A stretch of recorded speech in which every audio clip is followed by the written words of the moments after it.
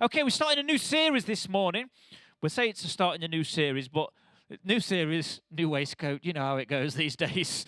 We're starting a new series, and this is kind of the introduction to the whole thing, really. And I've called it "Pride Comes Before a Fall," which, if you're really biblical, you know that's not actually what the Bible says. But anyway, we'll come to that in a minute.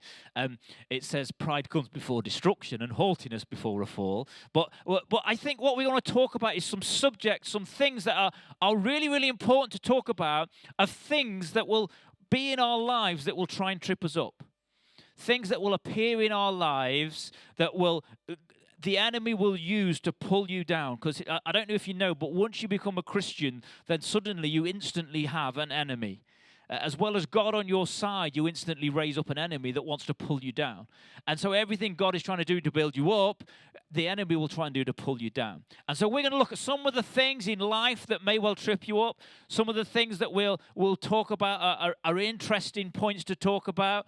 They're things that will be challenging to talk about. And they're really sort of open stuff that we need to talk about as a church. Because everything else is talking about some of this stuff, and the church are just being a bit quiet. Well, we need to have our voice heard and talk about what God says about some of these things. You see, in Galatians 5, we have these famous verses, and I think actually the tribe are doing this at the moment in upstairs in our children's department. And they're talking about the fruit of the Spirit, which is in Galatians sort of 5:22. But the few verses before that, Paul talks about the sort of the sinful desires of the flesh and the problems of that. And so we've based some of the things that we're going to talk about quite loosely based on some of those things that are mentioned in that thing of the sinful nature. But I want to start to talk about pride, because I believe this is such a key issue. It's probably been one of the things that's I've been sort of going over in my head. I normally have a thing that I think about probably for a good year or so, and then you'll notice it, because no matter what I preach about, generally, I'll talk about that thing that's going over and over in my head for the year. And pride has been that for me. We talked last year, I did a short series on humility, and so pride came up in that, obviously.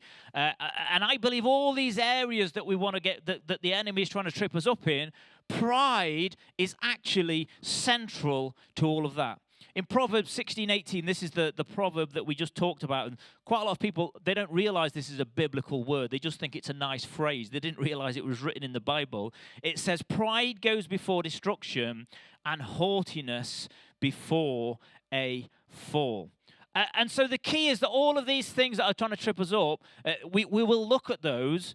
But if we can really look into ourselves, first of all, and maybe see the source of these problems and the key that might stop us, then it will help us maybe before we get to the real obstacle that stands in front of us. Does that make sense? The example, I was trying to think really hard of an example of how pride works in this way. And the only way I could think about, if you could imagine, your eyesight starts to deteriorate.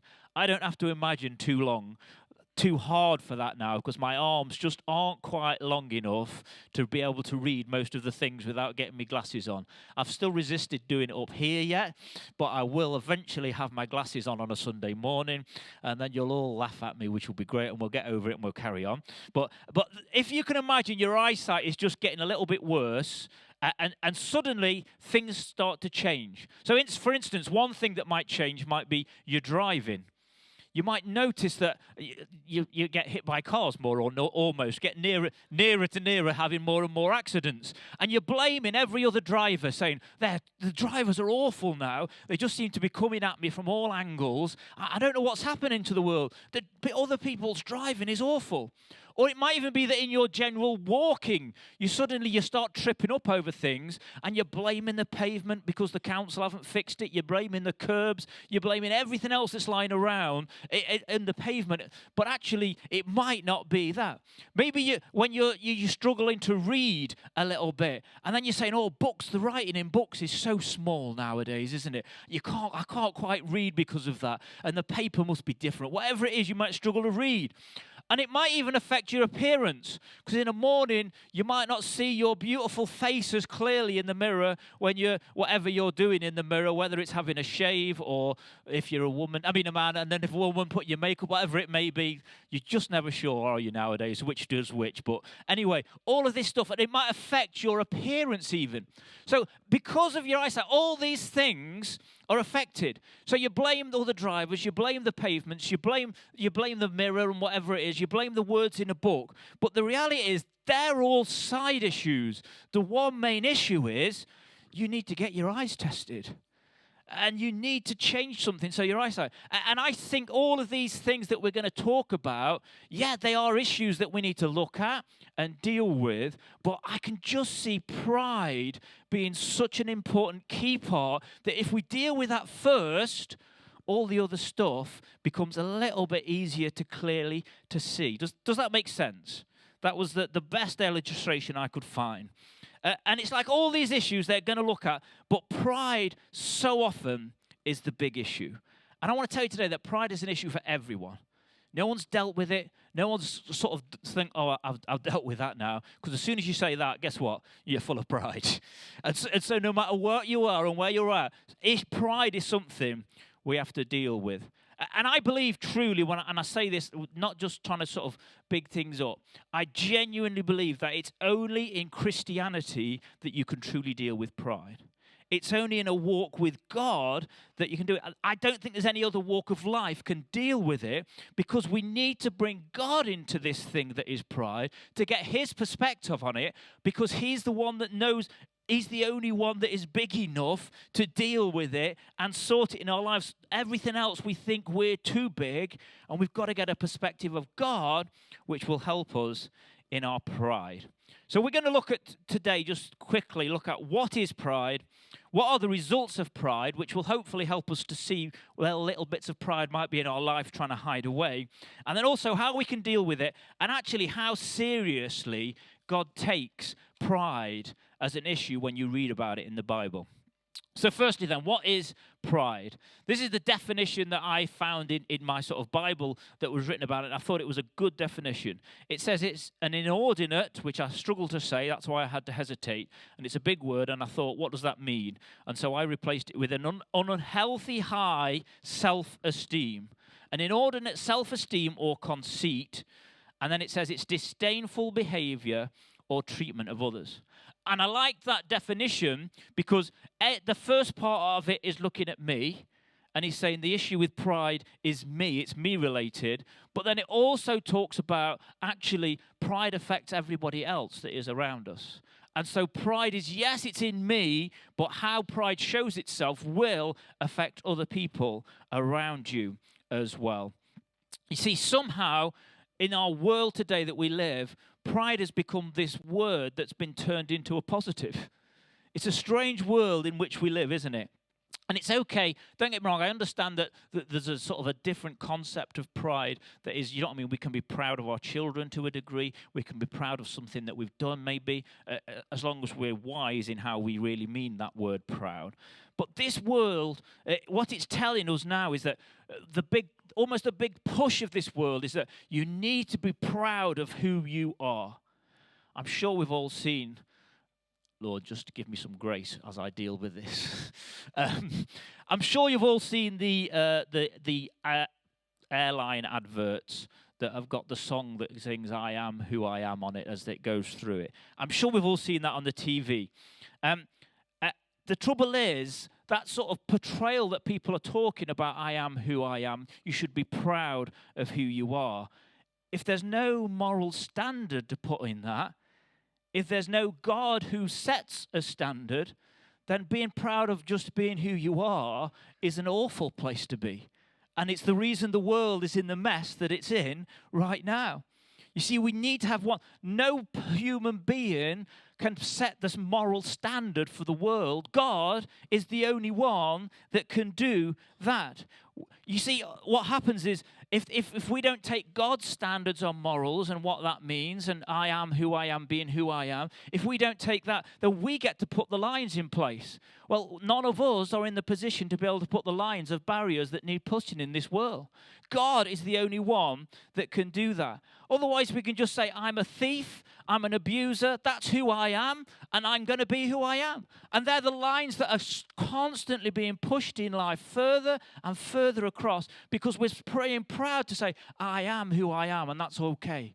And I want to tell you, that's not okay. We have to put it in line with what God says and where he puts the lines in life. We don't get to set those lines out. We need to understand who God says we are and find out where the lines are in that.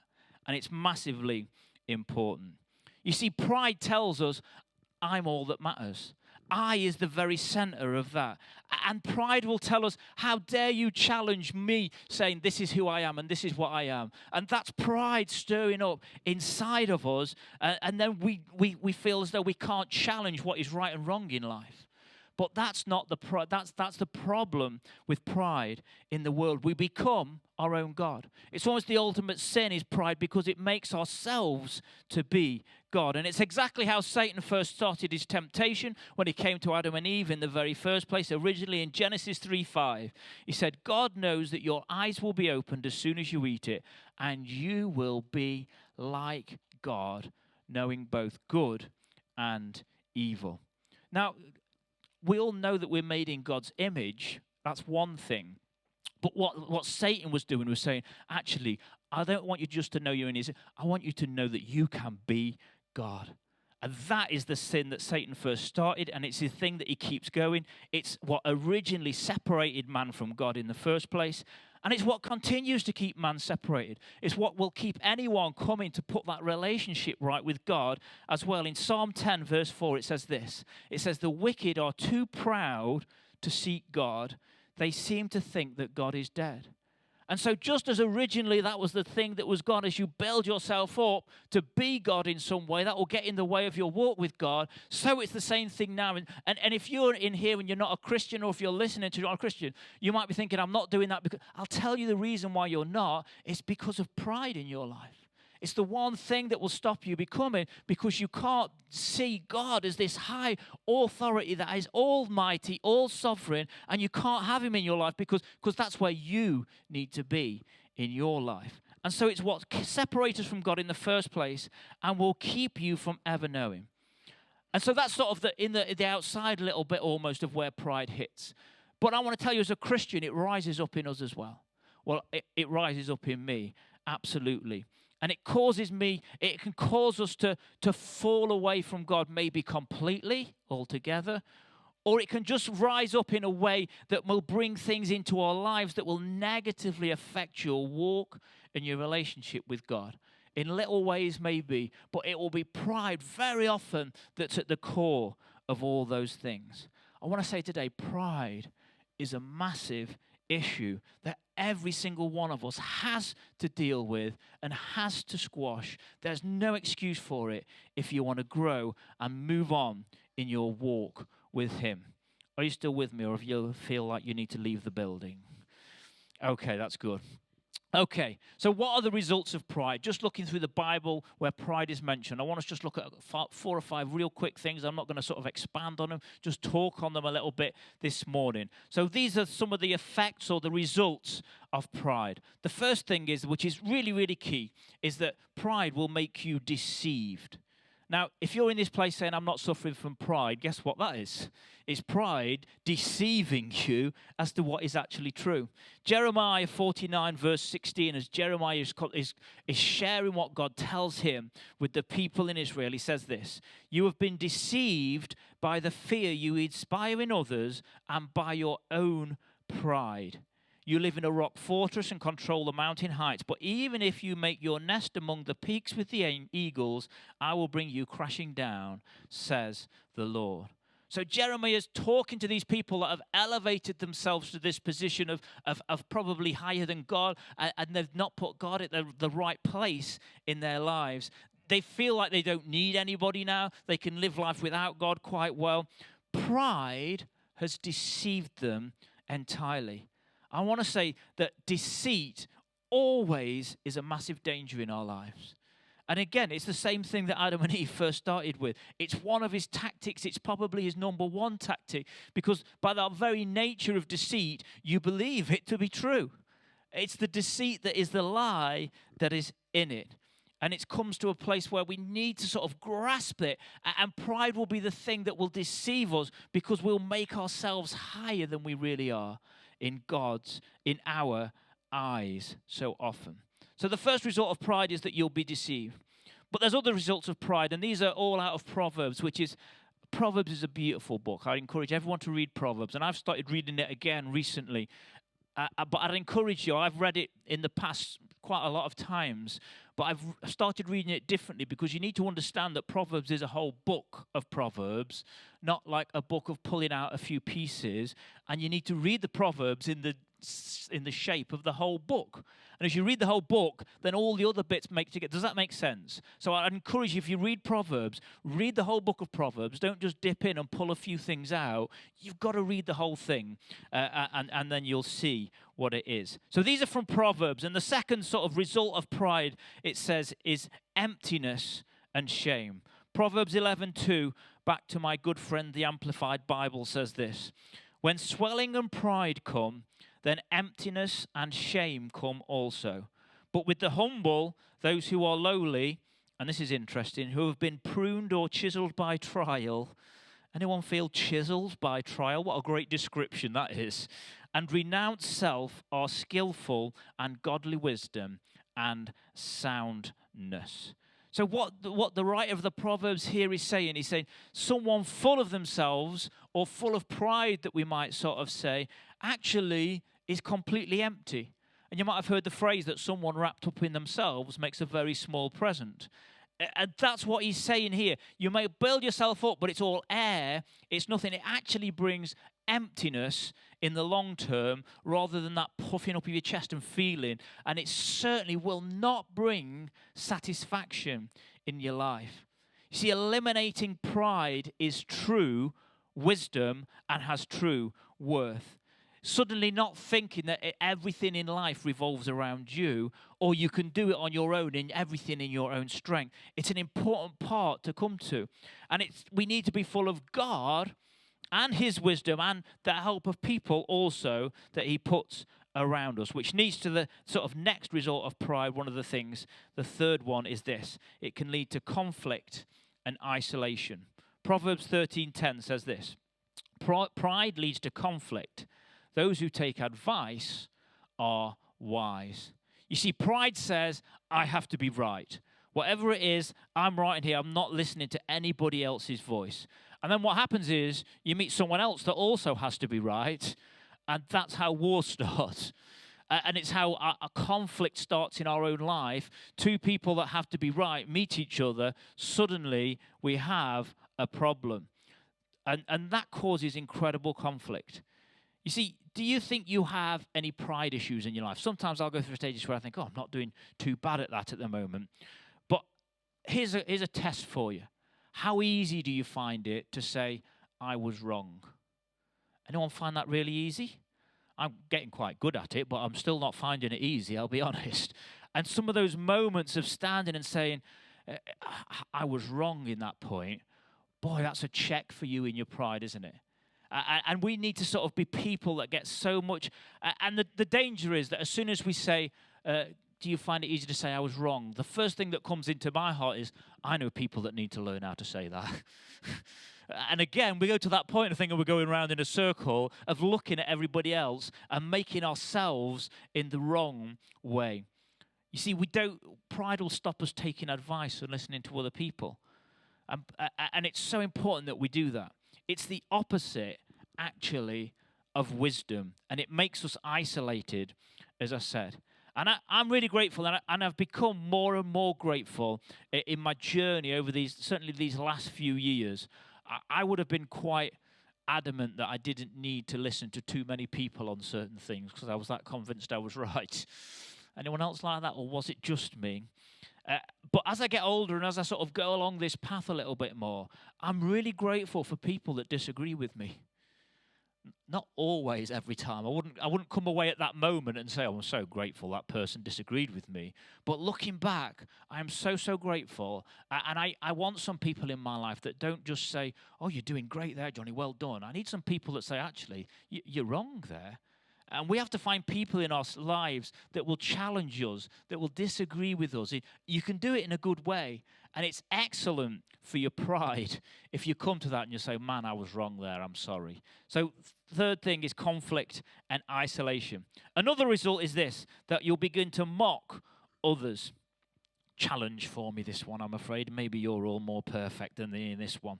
Proverbs 21:24 says, mockers are proud and haughty. They act with boundless arrogance. You see, maybe, again, some of these things I've already talked about, you think, actually, I'm all right in that one. That's not one of my issues. But if you're not sure, really, if there's something else in you that is a bit of a pride issue, look at how you treat other people.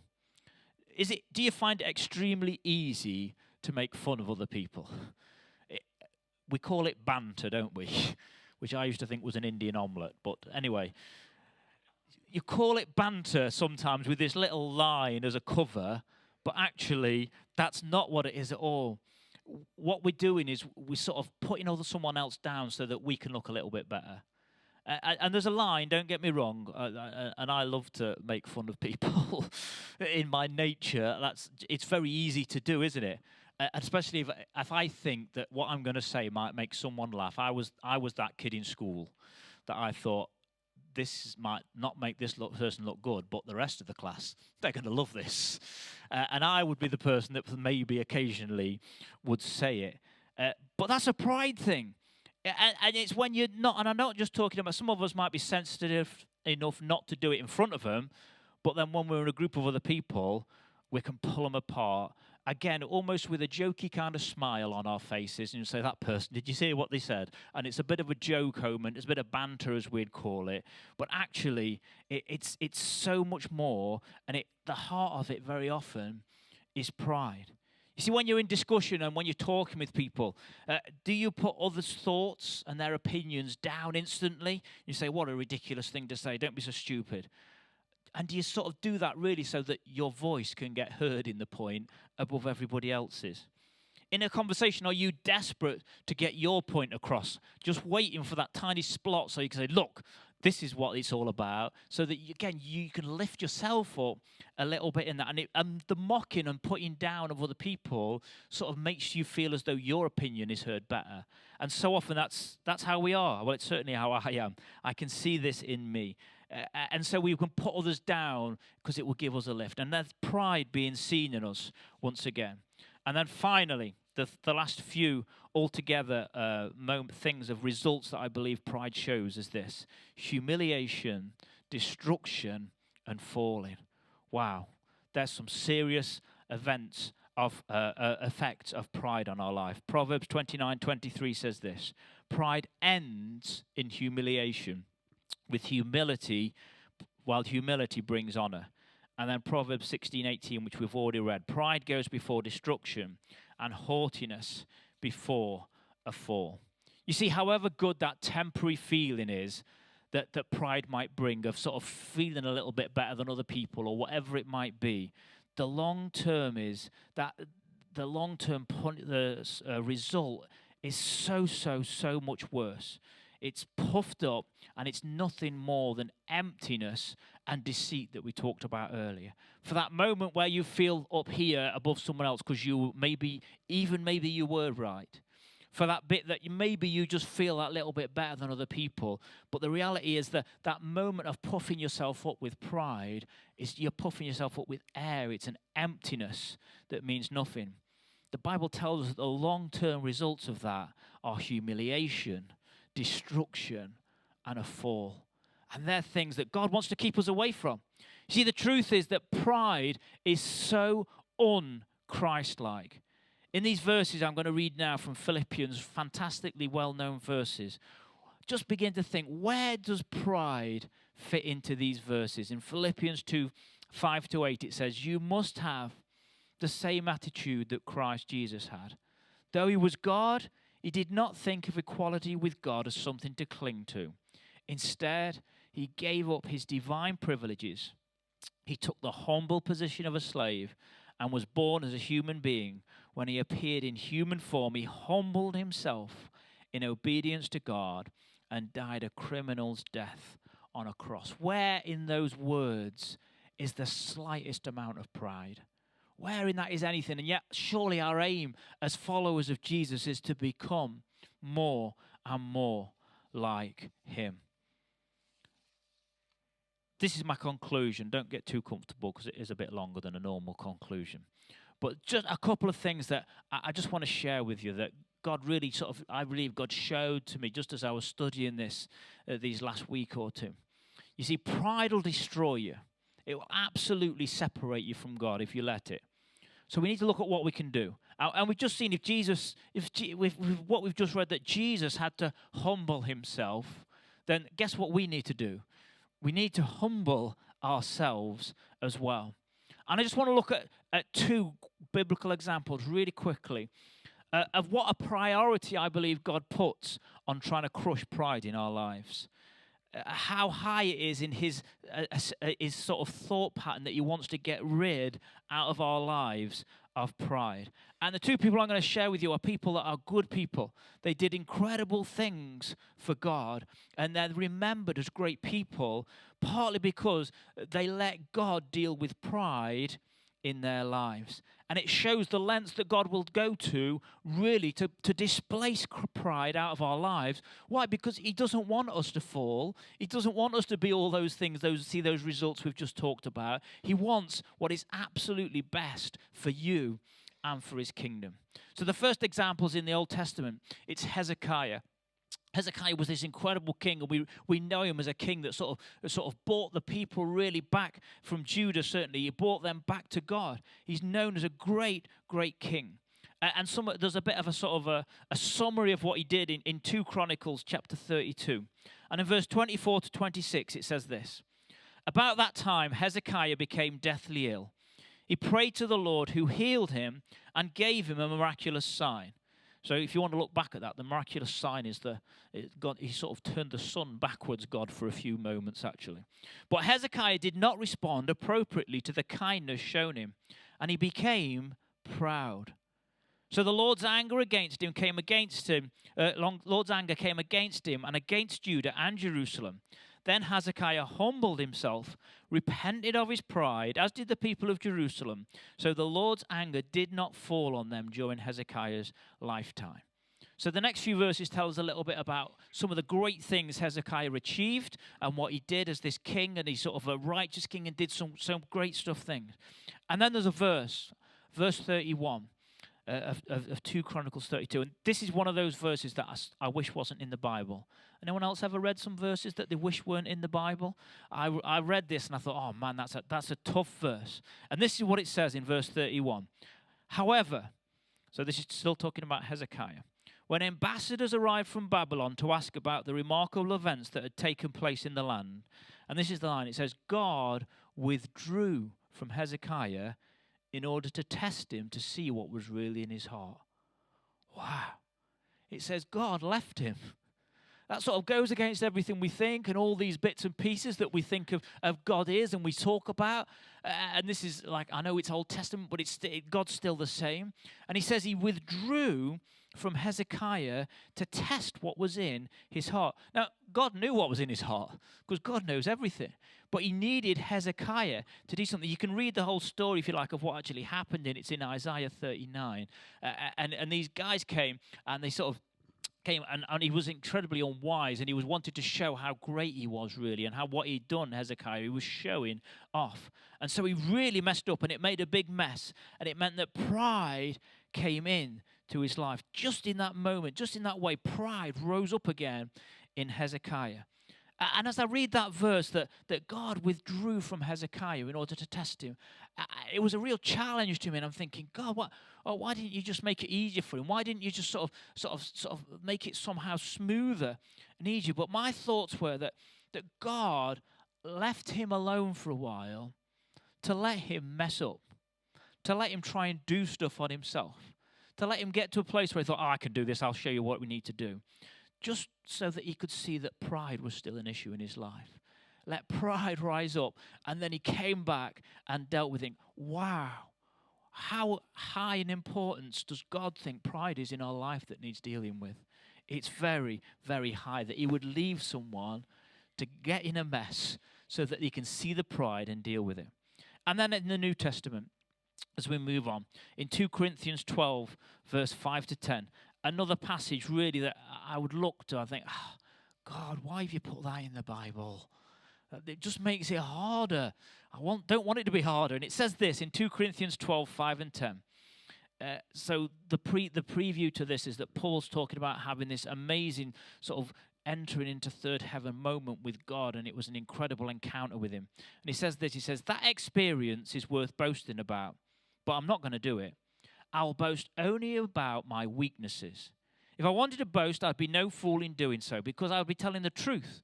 But I won't do it because I don't want anyone to give me credit beyond what they can see in my life or hear in my message, even though I have received such wonderful revelations from God.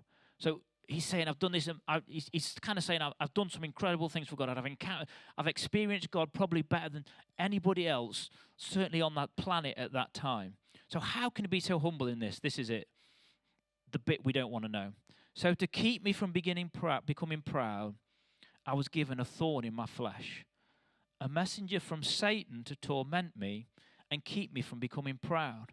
3 different times I begged the Lord to take it away. Each time he said, my grace is all you need.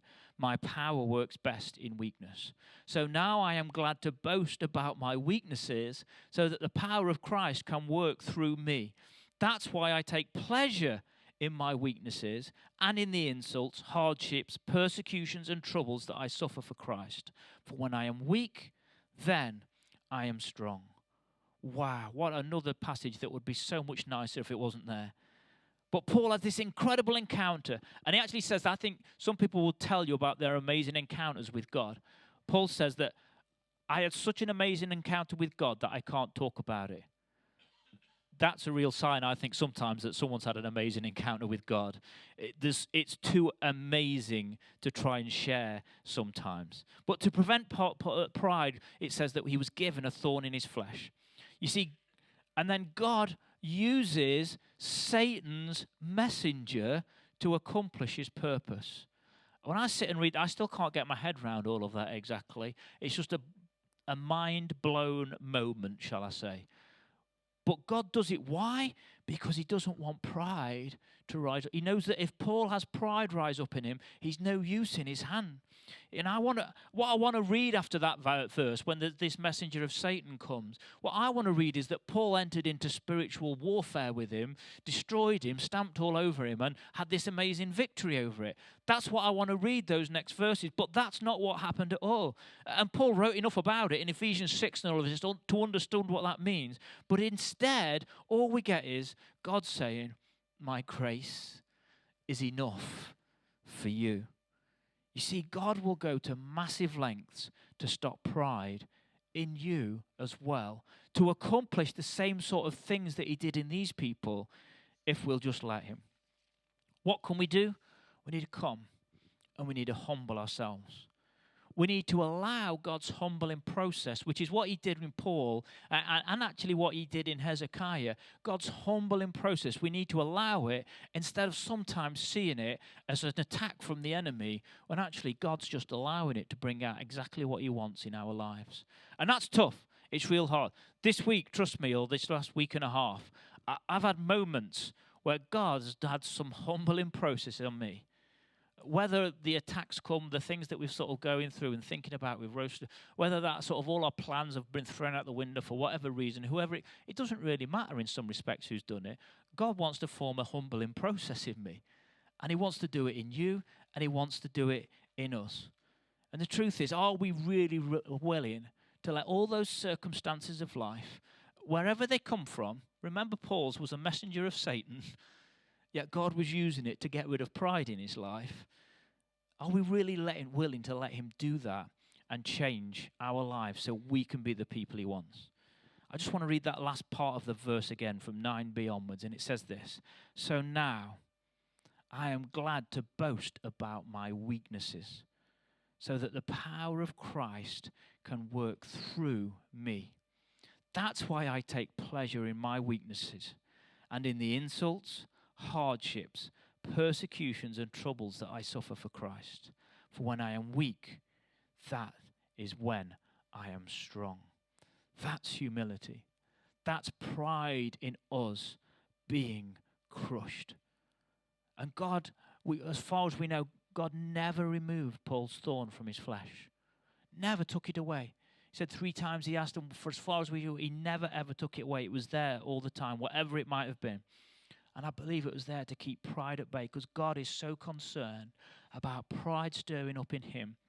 And he's so concerned about it stirring up in you and stirring up in me as well. Let's just close our eyes and pray. Awesome God, I thank you.